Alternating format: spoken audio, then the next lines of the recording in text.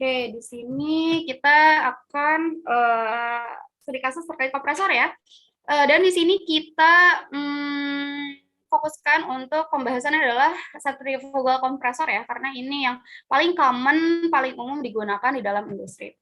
Oke, apa sih kasusnya? Jadi ada sebuah perusahaan memanfaatkan dua buah kompresor. Nah, dilakukan untuk simulasi kinerja kompresor ya, untuk mengetahui seberapa luas sih jelajah operasi dari kompresor tersebut gitu ya. Data kurva performansinya terlampir ya, sudah saya lampirkan di file Excel ya. Teman-teman udah pada download filenya? Udah, Bu. Udah ya, aman. Oke, berikut data komposisinya tertera ya di layar. Nah, ada beberapa tujuan yang ingin kita capai. Yang pertama, kita ingin mengetahui nih, gitu, masing-masing kompresor tersebut bisa nggak sih mencapai P-discharge sebesar 160 PSIG, gitu ya. Ini maksudnya P-discharge ini apa ya? Ada yang bisa membantu saya? Tekanan yang keluar, Bu, dari kompresor. Oke, tekanan yang keluar dari kompresor. Betul. Siapa itu namanya tadi yang jawab? Dimas, Bu. Dimas, kayak Dimas, betul ya. Oke, itu yang pertama. Kita akan ngecek nih, dia mampu nggak satu kompresor, masing-masing kompresor ini tekanan keluarnya mencapai 160 gitu ya. Oke, yang kedua, pertanyaan selanjutnya gitu ya, yang harus kita cari tahu jawabannya. Berapa sih sebenarnya jelajah operasi dari masing-masing kompresor tersebut gitu. Karena tentunya masing-masing kompresor ini punya jelajah operasi yang berbeda-beda ya gitu.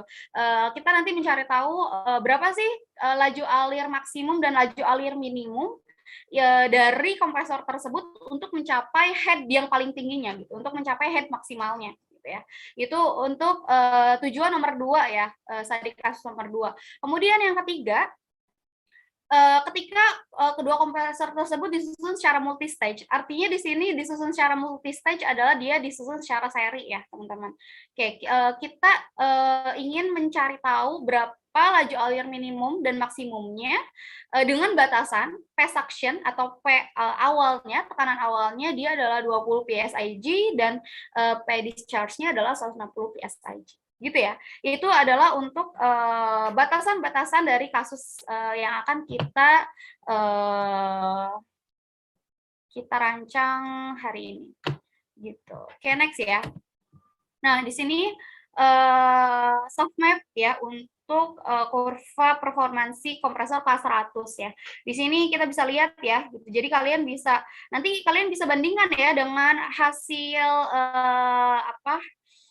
kurva yang kalian bentuk di ISIS kalian ya, bener nggak nih kurvanya sama kayak gini gitu, ada kecepatan 10.000 RPM sampai 15.000 RPM, ada berapa nih, 1, 2, 3, 4, 5, 6, 7, harus ada 7 garis ya, untuk K100 harus ada 7 garis, yang itu menandakan bahwa ada 7 variasi kecepatan dari kompresor tersebut, gitu ya. Kemudian di sini ada batasan terkait surge point sama stone wall-nya ya. Teman-teman masih ingat nggak search point itu kenapa? Search point itu apa dan kenapa harus dihindari? Ada yang masih ingat materi pekan lalu? Ada yang bisa bantu? Izin jawab, Bu. Kalau search point itu kondisi saat kompresor berputar tapi nggak ada udara. Sedangkan kalau stone wool tadi itu adanya suplai gas berlebih yang menyebabkan gas kayak terpantul gitu, Bu, sehingga menyebabkan getaran. Oke, kalau surging point itu akibatnya apa? Tadi ini siapa yang jawab ya? Mohon maaf nggak kelihatan namanya. Izin, Bu, Venetia, Bu. Oke, Venetia. Tadi surging point akibatnya apa? Menimbulkan apa?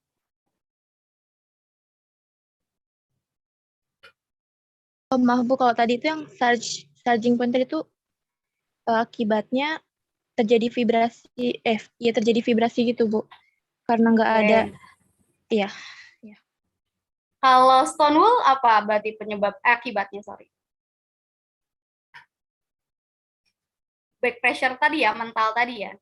Oke, terima kasih ya Vinesia yang sudah mereview ya. Jadi saya ingin teman-teman tuh memahami itu karena itu landasan dasar ya untuk dimana kita merancang kompresor ini gitu, sehingga kita tahu kenapa sih nggak boleh melebihi atau tidak boleh di sebelah kurvanya ada di sebelah apa ini?